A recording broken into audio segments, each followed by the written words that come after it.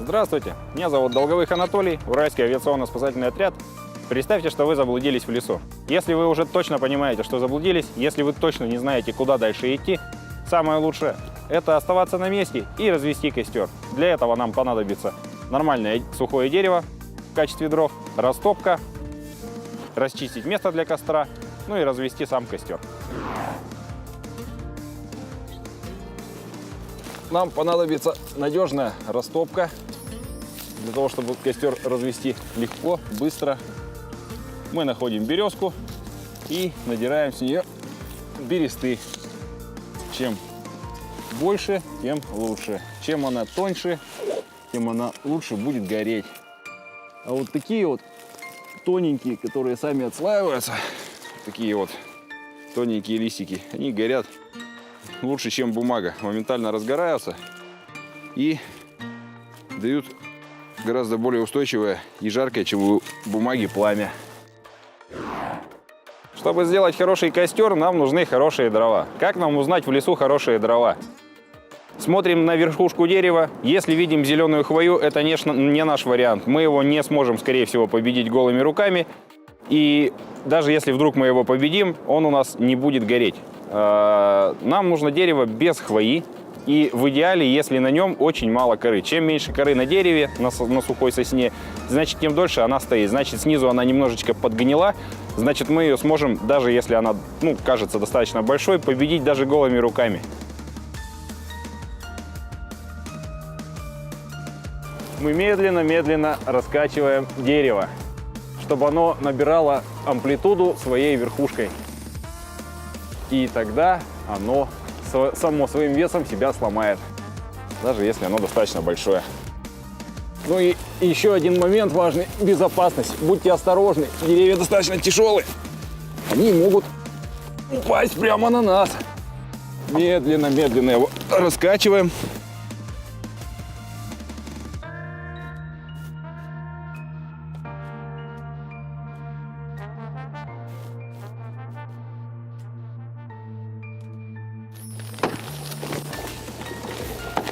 И отходим в стороночку. Вместе с нашим сухим деревом нам в комплект достается бонусом замечательная растопка. Сухие сосновые веточки, большая часть из них во время падения осыпется и будет лежать, ее останется только собрать.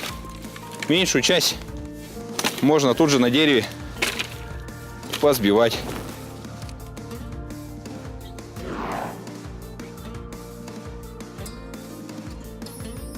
Выбираем удобное для нас место и начинаем копать снег. Копаем снег сразу так с расчетом. Во-первых, для того, чтобы у нас костер, который будет гореть и топить снег, не утонул. Поэтому копать придется до земли. А во-вторых, с таким расчетом, чтобы нам еще хватило места возле него разместиться. Можно, конечно, полениться делать это сразу, но костер будет в снегу тонуть. Копать придется в итоге все равно, поэтому лучше это сделать сразу. Берем нашу бересту, которую мы насобирали. На всякий случай оставляем чуть-чуть запаса. Если вдруг у нас не будет получаться с первого раза, костер начнет тухнуть. Мы ее набрали много, поэтому чуть-чуть оставим в запасе. Берем тоненькие веточки. Наламываем их поменьше. Делаем это все по принципу от меньшего к большему. То есть сначала у нас в ход идут самые тонкие веточки, потом чуть потолще и подлиннее.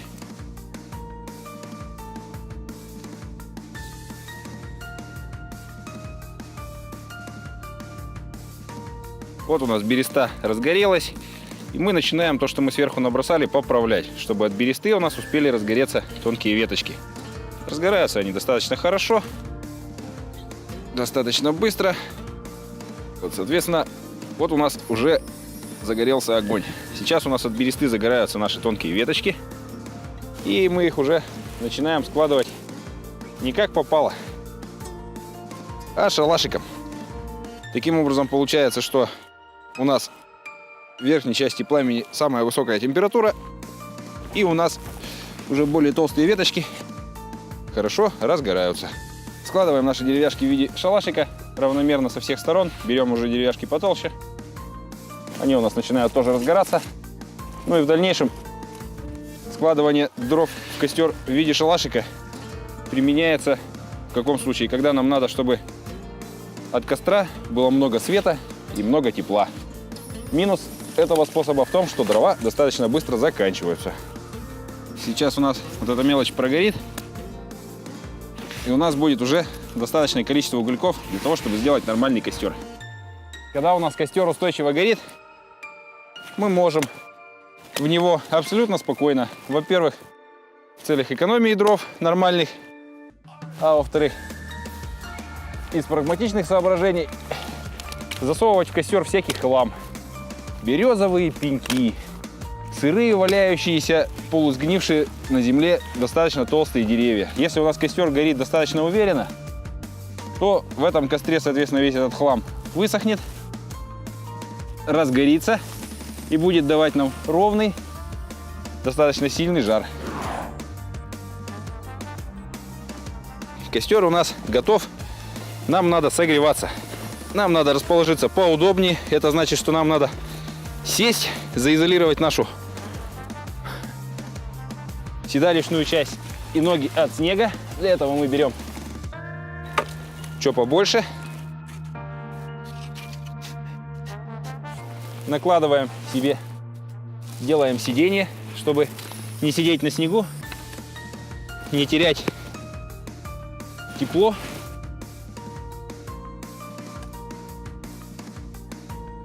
Располагаемся у костра. Хорошо, тепло, красота. Ну и еще один важный штрих.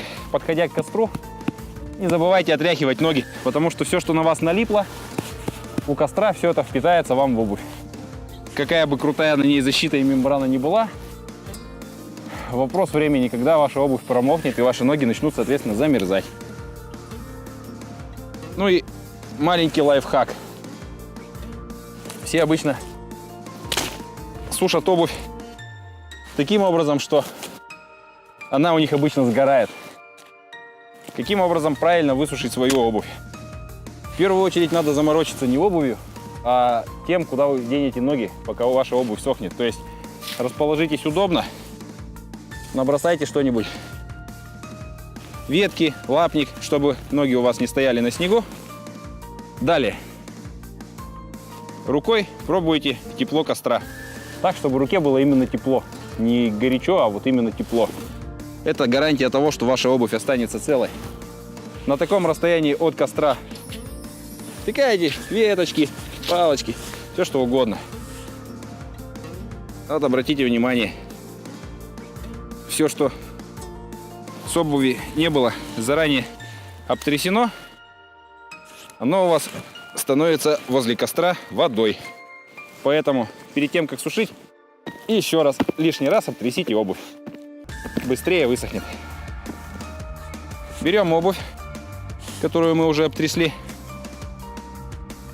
Выбираем нужное нам расстояние для сушки. Расшнуровываем ее по максимуму. И разворачиваем подошвой от костра. Оставляем сушиться. Вот таким вот образом. Ну и засекаем немного времени. Посмотрим. Вот уже начали парить. Что характерно, таким образом обувь не сгорает, не портится. Это гарантия того, что вы не останетесь без башмаков до кучи всех ваших прочих неприятностей. Даже если они у вас не успеют высохнуть, как минимум они у вас будут теплые. А вот у меня уже ноги у костра горят. Обувь у нас, конечно, высохла не до конца, но уже стала теплая, гораздо более приятная. Это значит, что мы немножечко сэкономили себе энергии для дальнейших свершений. Ну и еще один лайфхак. Если у нас деревяшки горят не очень, лежат плотно, мы берем вот такие веточки и делаем небольшой промежуток между большими деревяшками, так, чтобы у нас подсасывался воздух. То есть вот эти веточки наши, они фактически создают разрыв между большими деревяшками, между бревнами. Можно сделать точно так же. Дают подсос воздуха, и, соответственно, костер у нас начинает лучше гореть. Поэтому, если вам надо, чтобы у вас горело активнее, берете и делаете зазоры для воздуха. Если вам надо, чтобы горело медленнее, наоборот, эти зазоры стараетесь убрать. То есть сдвигаете деревяшки между собой поплотнее, и они уже в таком экономичном шающем режиме у нас горят. Итак, друзья, общий итог. Если вы заблудились и вы уже понимаете, что вот точно заблудились и не знаете, куда идти, не теряйте время, не теряйте силы, потихонечку разводите костер. Когда вы развели костер, запаситесь дровами. Как разводить костер, вы уже поняли. Соберите побольше бересты, соберите побольше растопки.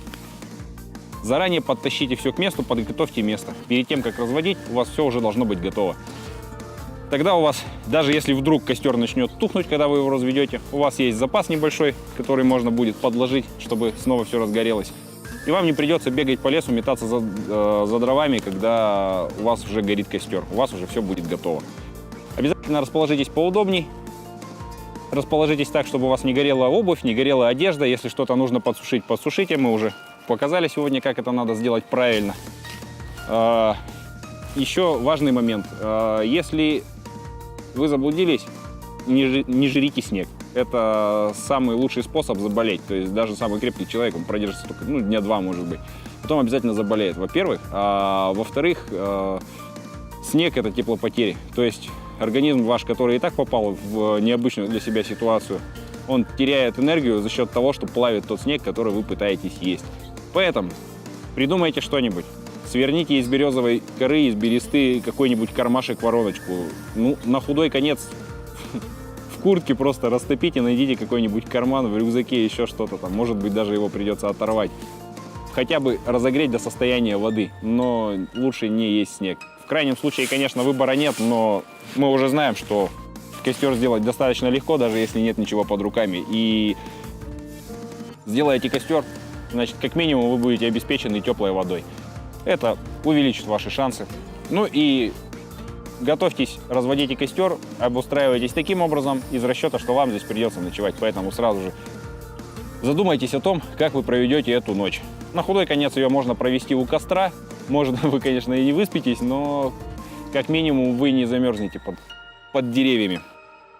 С вами был Долговых Анатолий. До новых встреч!